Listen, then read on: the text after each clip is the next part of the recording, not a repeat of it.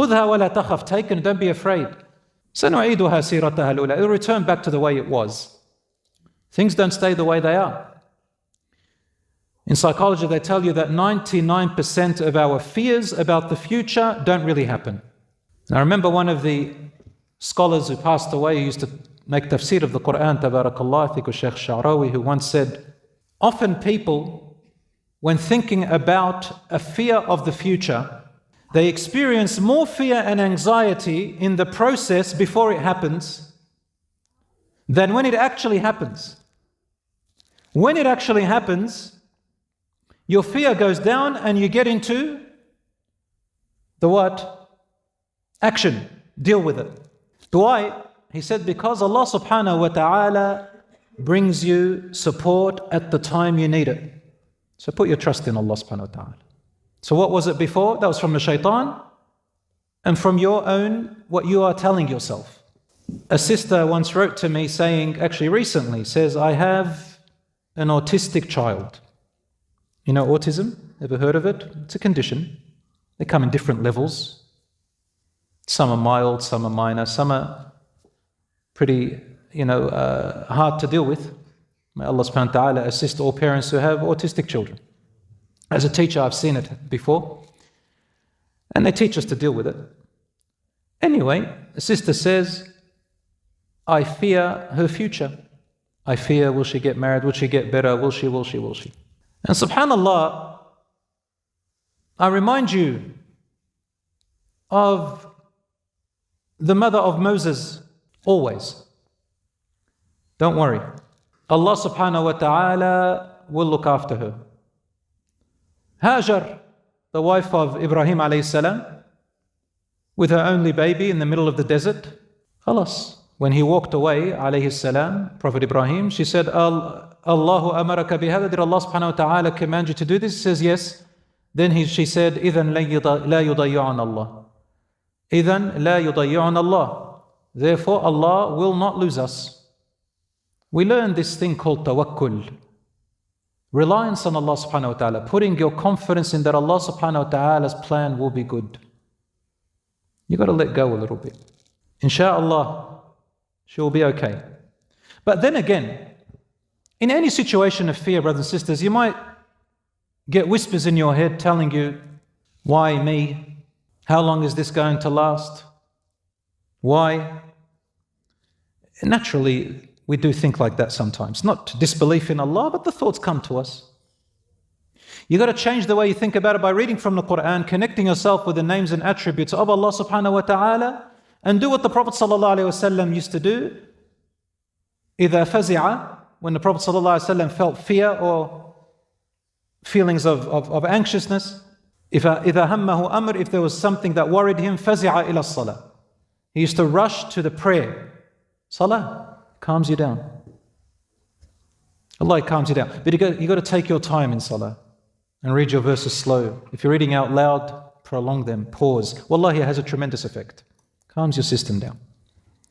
So run to the salah. Make dua to Allah subhanahu wa ta'ala.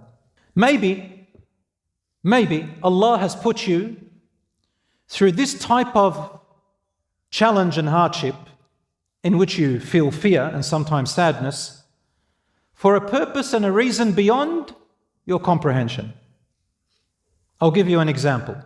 The Messenger sallallahu alaihi wasallam said, the hadith is in Sahih Ibn Hibban 575 and Sunan Abu Dawood 3090, authenticated by Albani.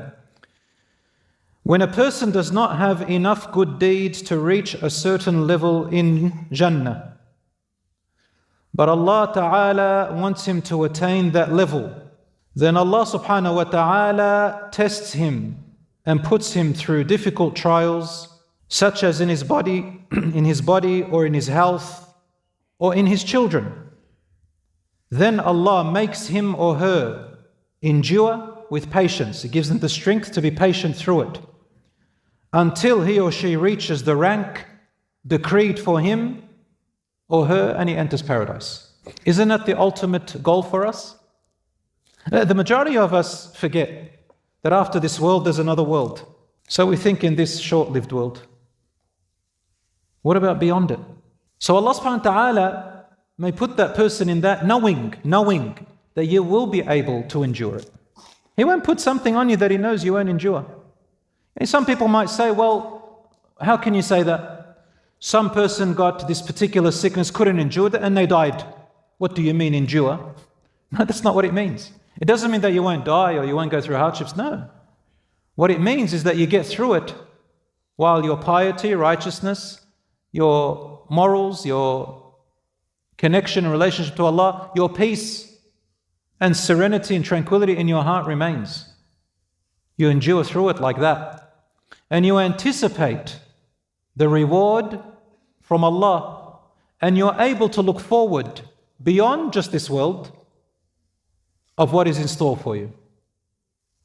Listen to what Allah says in Sahih Muslim, this hadith, that when Allah subhanahu wa ta'ala takes away, meaning they die, takes away in death a close beloved of yours. Allah says, Allah says, the hadith Qudsi, He says, when I take away the beloved person of one of my worshippers on earth, one of my servants, and then that worshipper of mine, that servant, ihtasabahu, the word in Arabic, difficult to translate in English, but the close meaning is, and looks forward to the reward and what Allah has in store for them for their perseverance and patience.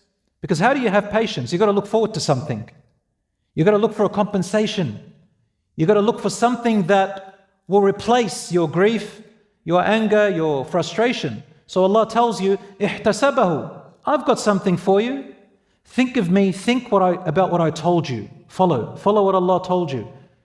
I'm not going to leave you alone, number one.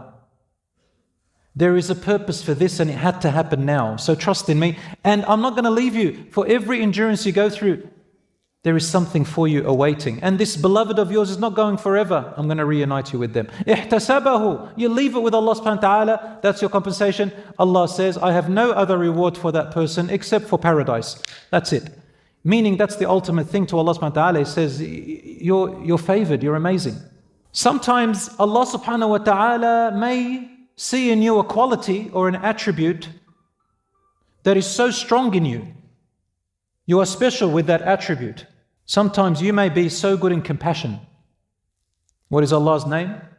The most compassionate. At times you may have the quality of mercy and empathy. What is Allah? Ar-Rahman Ar-Rahim, Al-Wadud, empathetic. You might have an attribute of kindness in a smarter way than other people, in a better way. Allah, what is Allah's name? Al-Latif. You may have a strong leadership and justice. What is Allah's name? Al-Adl. You may have the ability of generosity. What is Allah's name? The most generous, Al-Kareem. Some of Allah's names and attributes don't befit people. So we don't say we can be Allah's attributes. Some attributes are only to Allah. For example, Al-Mutakabbir, the one who is full of pride. There is no one beyond Allah, because pride is only for the one who has no diminishes, who has no shortcomings. Allah is perfect, He has the right to be most proud. A human being can't be like that. That's arrogance. But the other names and attributes which a human being can have, guess what? Through that attribute that you have strong in you, Allah attaches you in a relationship with Him with that name and attribute of His. So you find your relationship with Allah through your compassion, because Allah is the most compassionate. His is the ultimate compassion, and you have a taste, a mirror of that. And so on. Perhaps, for example, this mother who has an autistic child or has fears for her future, Allah subhanahu wa ta'ala put that child with her because she's the one deserving of this blessing and deserving. See how the mind of the believer Allah wants us to channel it to? So what do you do with it? Work with it. This is your test. This is it. At least you know what it is. Some people don't know what their test is. They say, why? What is going on? This is your test. If it's poverty, it's your test. If it's sickness, it's your test. The one who doesn't know is the one who has everything. And they think that Allah is pleased with them while they're not doing anything good because they have more money or because they have better health and so on. But don't fear. Perhaps this is the way for you to be connected to Allah.